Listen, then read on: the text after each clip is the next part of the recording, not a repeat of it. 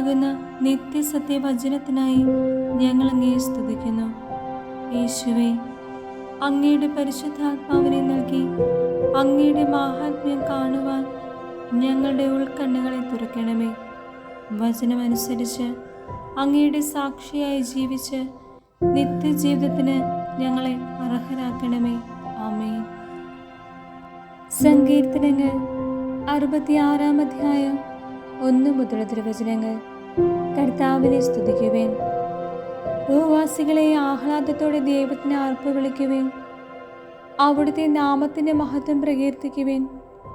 സ്തുതികളാൽ അവിടുത്തെ മഹത്വപ്പെടുത്തുവേൻ. അവിടുത്തെ പ്രവൃത്തികൾ എത്ര ഭീതിജനകം! അങ്ങയുടെ ശക്തി പ്രഭാവത്താൽ ശത്രുക്കൾ അങ്ങേക്ക് കീഴടങ്ങും. ഭൂവാസികൾ മുഴുവൻ അവിടുത്തെ ആരാധിക്കുന്നു. അവർ അങ്ങയെ പാടിപ്പുകഴ്ത്തുന്നു.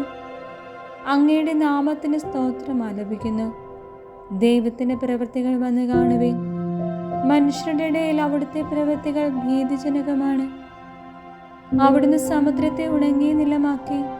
അവർ അതിലൂടെ നടന്നു നീങ്ങി. അവിടെ നമ്മൾ ദൈവത്തെ സന്തോഷിച്ചു. അവിടുന്ന് തന്റെ ശക്തിയിൽ എന്നേക്കും വാഴും. അവിടുന്ന് ജനതകളെ നിരീക്ഷിക്കുന്നു. കലഹപ്രിയർ അഹങ്കരിക്കാതിരിക്കട്ടെ. ജനതകളെ കർത്താവിനെ വാഴ്ത്തുവേൻ. അവിടുത്തെ സ്തുതിക്കുന്ന സ്വരമുയരട്ടെ. അവിടുന്ന് നമ്മുടെ ജീവൻ കാത്തുപാലിക്കുന്നു. നമ്മുടെ കാലിടറാൻ അവിടുന്ന് സമ്മതിക്കുകയില്ല. ദൈവമേ, അങ്ങ് ഞങ്ങളെ പരീക്ഷിച്ചറിഞ്ഞു. ഞങ്ങളെ വെള്ളി എന്ന പോലെ അങ്ങ് പരിശോധിച്ചു. അവിടുന്ന് ഞങ്ങളെ വലയിൽ കൊടുക്കെ ഞങ്ങളുടെ മേൽ വലിയ ഭാരം ചുമത്തി. ശത്രുക്കൾ ഞങ്ങളെ ചവിട്ടിമെതിക്കാൻ അങ്ങിടയാക്കി. ഞങ്ങൾ തീയിലും വെള്ളത്തിലും കൂടി കടക്കേണ്ടി വന്നു. എങ്കിലും അങ്ങ് ഞങ്ങളെ വിശാല ഭൂമിയിൽ കൊണ്ടുവന്നു. ദഹനബലിയുമായി ഞാൻ അങ്ങയുടെ ആലയത്തിൽ വരും. അങ്ങയോടുള്ള എൻ്റെ നേർച്ചകൾ ഞാൻ നിറവേറ്റും. കഷ്ടതയിലായിരുന്നപ്പോൾ എൻ്റെ നാവ് കൊണ്ട് നേർന്നതാണ് അവ. കൊഴുത്ത മൃഗങ്ങളെ ദഹനബലിയായി ഞാൻ അങ്ങേക്ക് അർപ്പിക്കും. മുട്ടാടുകളുടെ ബലിയുടെ ധൂമമുയരും. കാളകളെയും ആടുകളെയും ഞാൻ കാഴ്ച അർപ്പിക്കും. ദൈവഭക്തരെ, വന്നു കേൾക്കുവേൻ.